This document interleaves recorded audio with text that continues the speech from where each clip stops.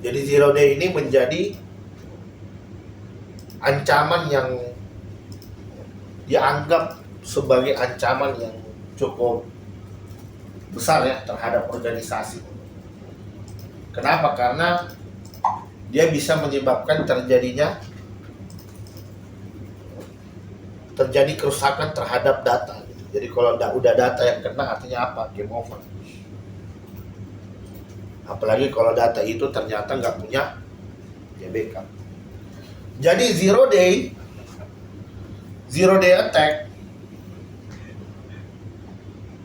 Jadi zero day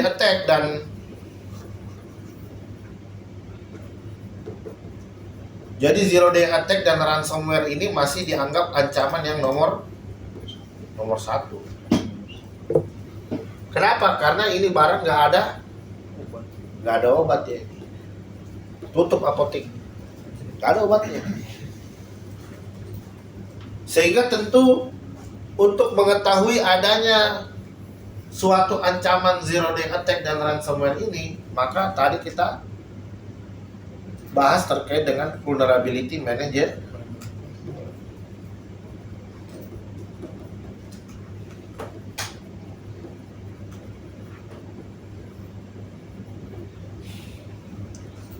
Selain vulnerability management, tentu kita harus punya keahlian CIA atau Cyber Threat Intelligence. Jadi bedanya antara CIA dengan vulnerability management, kalau vulnerability management ini pasif, CIA aktif. Artinya apa? Kalau vulnerability management kan di sini kita biasa berlangganan feed ya. Subscribe IOC, dapat IOA, dapat trend. Terus apa lagi? Dapat buletin ya. Buletin informasi lah dan lain-lain. Tapi kalau CIA artinya kita secara proaktif melakukan surfing ke deep web, dark web, untuk mencari adanya informasi yang mungkin belum tercover di vulnerability management.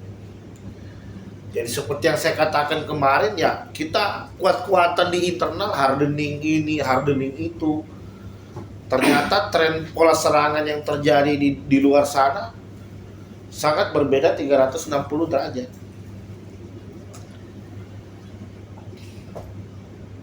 Dan itu bisa jadi mungkin punya potensi besar untuk masuk sistem.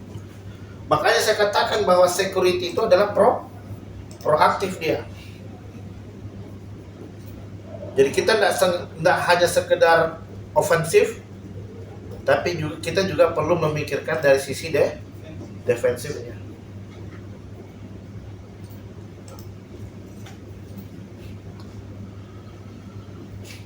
Nah, jadi kita ketahui bersama kalau zero day attack ini obatnya cuma apa? Cuma air gap atau isolation.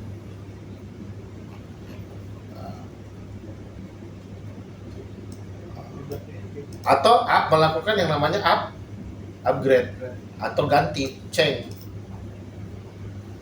Kenapa? Karena selama dia masih, jadi dikatakan zero day attack kalau dia belum ada patch-nya, belum ada obatnya itu berarti dia dikatakan sebagai zero day attack.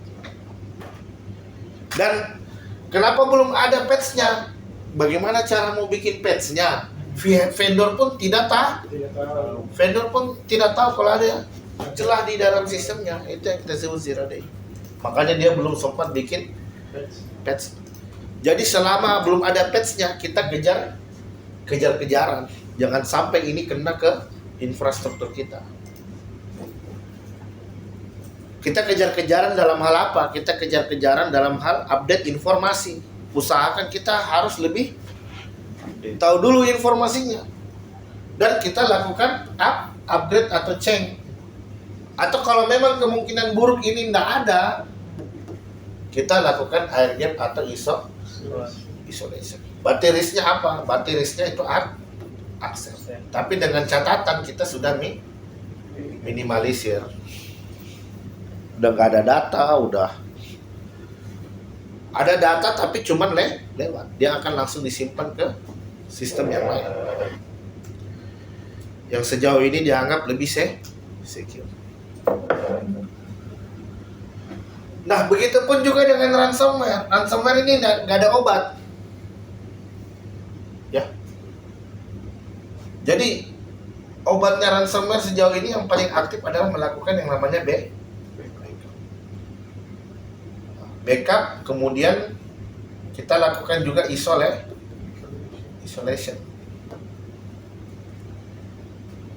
Jadi kita bisa melihat peluang-peluang di mana bisa terjadi suatu insiden. Nah, jadi kalau vulnerability management kita bisa pakai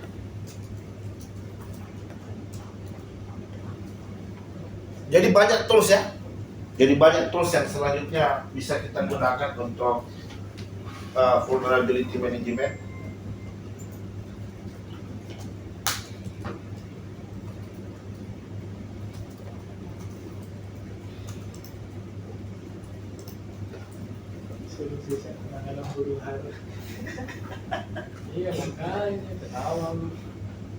Nah, jadi tools vulnerability management salah satunya ada IBM QRadar, ada MISP ya,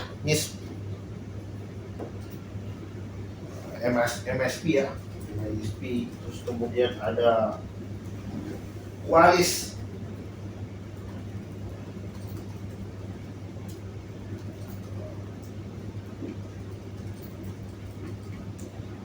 Qualys dan sebagainya. Qualys terus apa kemarin? Enable. Qualys, Rapid7 ya? Rapid7, Enable. Ini tools ini itu bisa kita integrated lagi. Kita kan dapat info IOC. Ini bisa kita integrasi lagi ke CM. Untuk kebutuhan SOC. Jadi ada yang bisa kita integrated, ada yang independen ya. Nggak semua terus bisa kita integrated ke CM. Ada yang independen. Dia memang hanya untuk vulnerability management. Tapi kalau mau diintegrated lagi, artinya kita butuh effort tambahan lagi.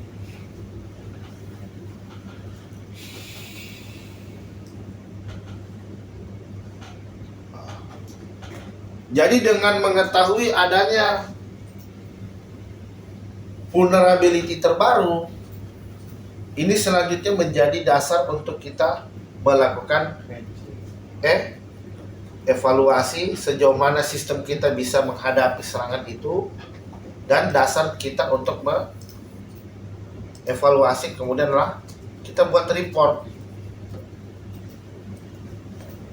Kita buat report ditujukan kepada siapa? Kepada pihak-pihak manajerial atau kita tujukan kepada pihak teknis.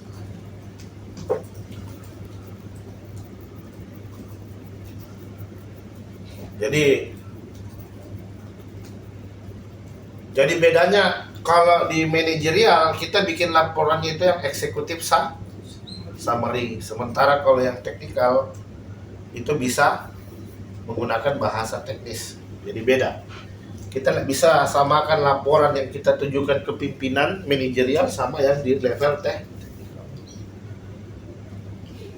Cuman ini penyakitnya orang teknis itu ini. Kalau ngulik jago banget, wah ngulik hebat Pak. Tapi kalau disuruh bikin report, ini bisa 1 minggu ini.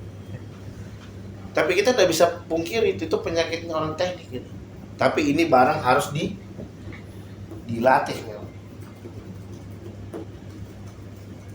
Harus dilatih. Kenapa? Karena output dari kegiatan cyber security itu sebenarnya laporan, dokumen, kebijakan sebagai dasar untuk melakukan pengambilan tindakan.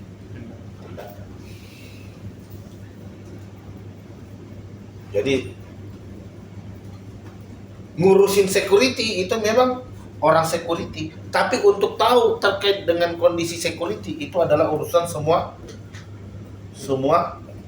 orang, semua divisi, betul nggak?